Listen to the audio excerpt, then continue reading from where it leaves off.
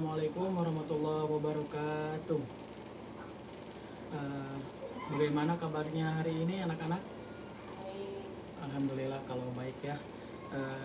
Sebelum kita memulai pembelajaran kali ini, alangkah baiknya kita membaca doa dan membacakan surat pendek dipimpin oleh ketua kelasnya. Silakan. Ya, alhamdulillah pembacaan doa dan surat kelas selesai. Sebelum pembelajaran di absen terlebih dahulu ya. Gimana? Ada yang tidak hadir hari ini? Oh, nampaknya hadir semua. Alhamdulillahirabbil alamin. Nah, pada pertemuan kali ini ada yang tahu tidak? Sekarang itu akan membahas tentang apa? Ada yang tahu? Ya, betul. Sekarang itu kita akan membahas persamaan reaksi ya. Di sini.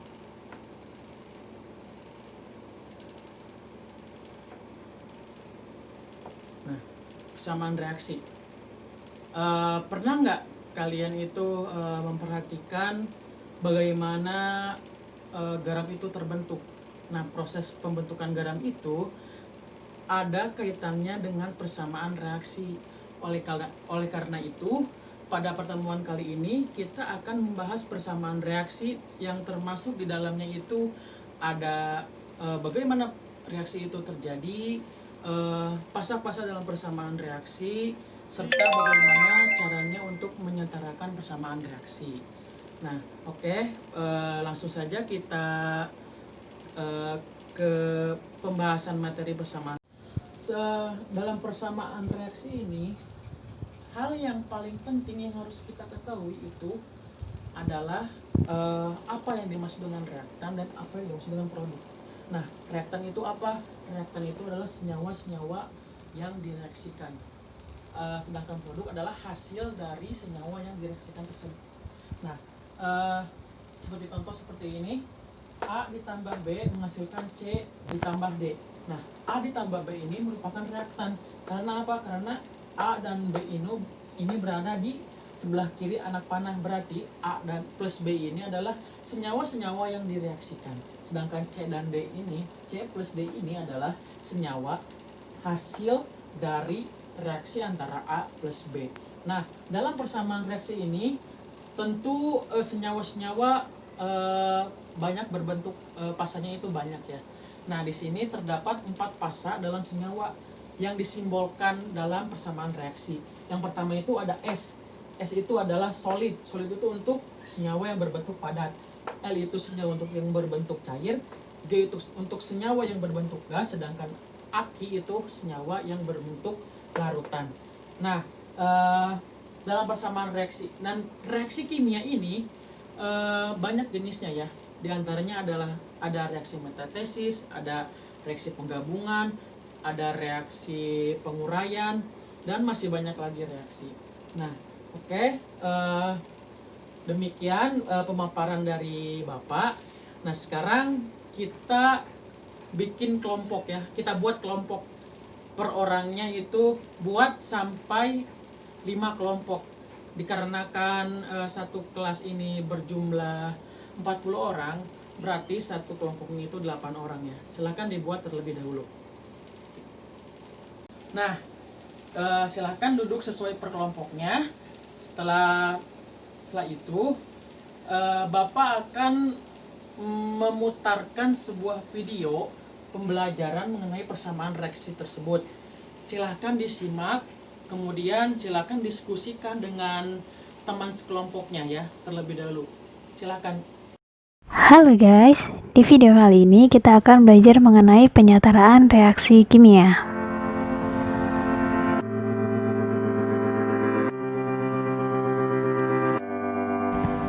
Sebelumnya kita harus mengenal dulu yang namanya reaksi kimia itu guys. Jadi reaksi kimia adalah perubahan zat yang bersifat kekal atau terbentuk zat baru. Misalnya yaitu adalah besi berkarat. Nah, jadi karat besi itu dia tidak bisa diubah kembali menjadi besi yang utuh ya guys. Nah, selanjutnya apa sih ciri-ciri terjadinya reaksi kimia? Nah, itu nanti ada 4 hal ya guys. Yang pertama yaitu adalah terbentuknya endapan. Yang kedua yaitu terbentuknya gas. Yang ketiga, terjadinya perubahan warna. Dan yang keempat, yaitu adalah terjadinya perubahan suhu. Nah, selanjutnya prinsip penyetaraan reaksi kimia didasarkan oleh hukum kekekalan massa yang dikemukakan oleh Lavoisier. Bunyinya, massa zat sebelum reaksi dan sesudah reaksi itu tetap. Sehingga jumlah atom sebelum dan sesudah reaksi itu juga tetap, guys.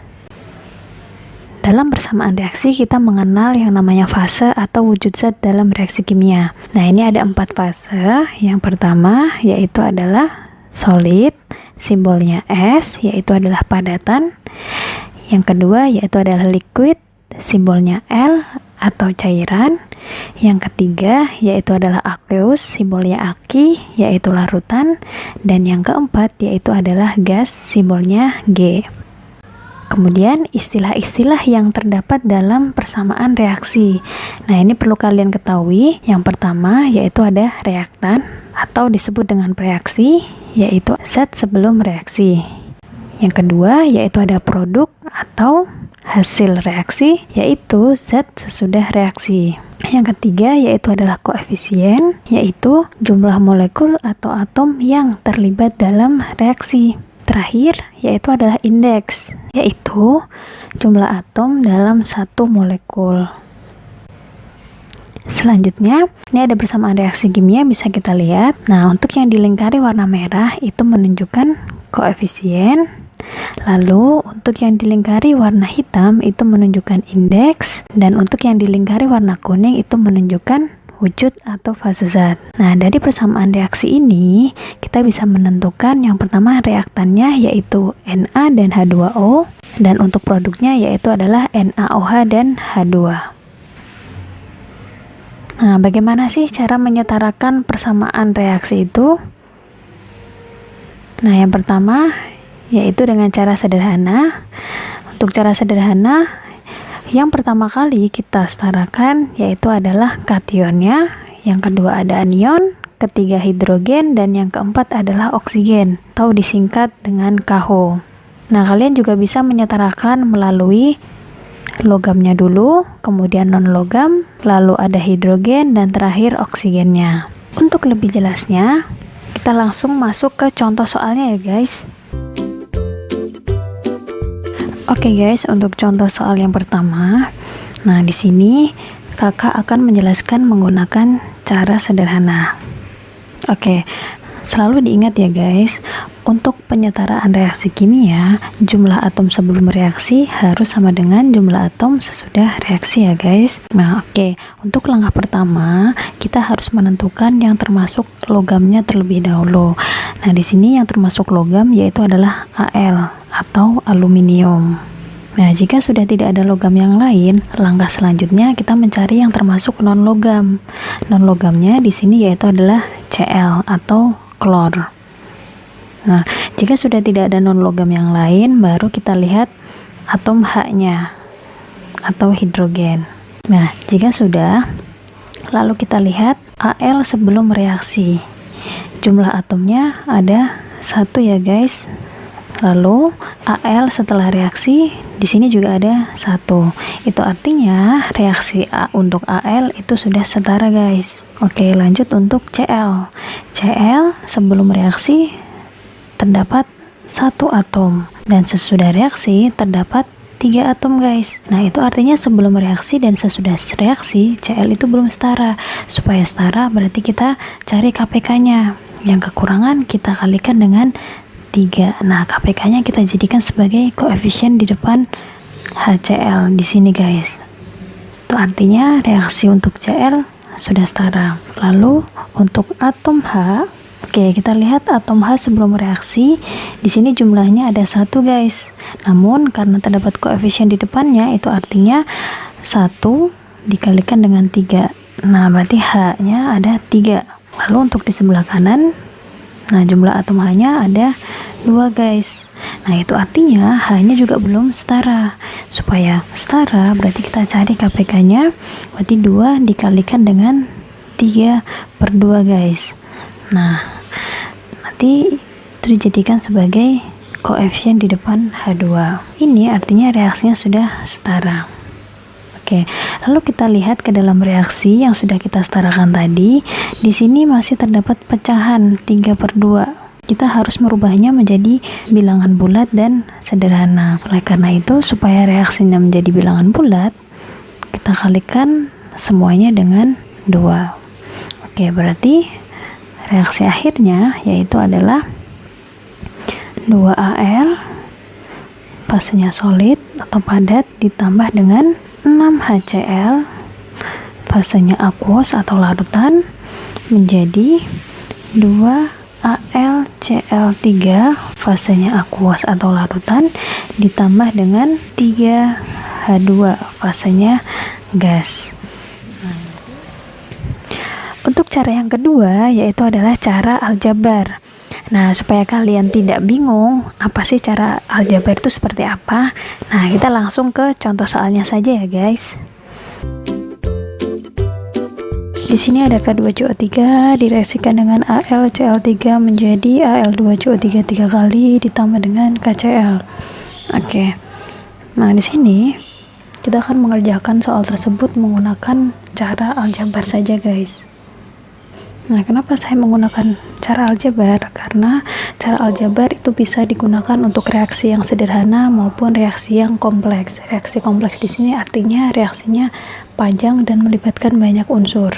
Oke, untuk cara aljabar kita tentukan dulu atom-atom yang terlibat dalam reaksi kimia tersebut. Yang pertama ada atom K, kemudian ada atom C, kemudian ada atom O, ada atom Al, dan ada atom Cl. Nah, selanjutnya kita menentukan variabel masing-masing senyawa di sini. Untuk K2CO3 variabelnya A, selanjutnya B, ada C, dan ada D. Oke, untuk yang pertama yaitu unsur K. K sebelum reaksi di sini jumlahnya 2 dikalikan dengan variabelnya berarti 2A sama dengan D. Ya, selanjutnya untuk C di sini jumlahnya ada 1 dikalikan dengan variabel A sehingga menjadi A sama dengan C-nya di sini ada 3 dikali dengan variabelnya C berarti 3C. Kemudian untuk O di sebelah kiri tanda panah itu ada 3A sama dengan di sini ada 3 dikalikan dengan 3 berarti itu artinya ada 9O dikalikan dengan variabelnya yaitu C menjadi sehingga menjadi 9C. Kemudian untuk Al sebelum reaksi di sini jumlahnya ada 1 dikalikan variabelnya yaitu B sama dengan 2C. Terakhir untuk Cl di sini ada 3 dikalikan dengan B menjadi D. Oke, jika sudah, langkah selanjutnya ada yang kita misalkan sama dengan 1. Nah, di sini yang paling banyak unsurnya yaitu adalah bisa K2CO3, bisa Al2CO3 3 kali. Nah, di sini kita misalkan C-nya sama dengan 1 guys. Oke, sehingga dari sini kita bisa menentukan untuk yang A, berarti A sama dengan 3 dikali 1, berarti A-nya sama dengan 3.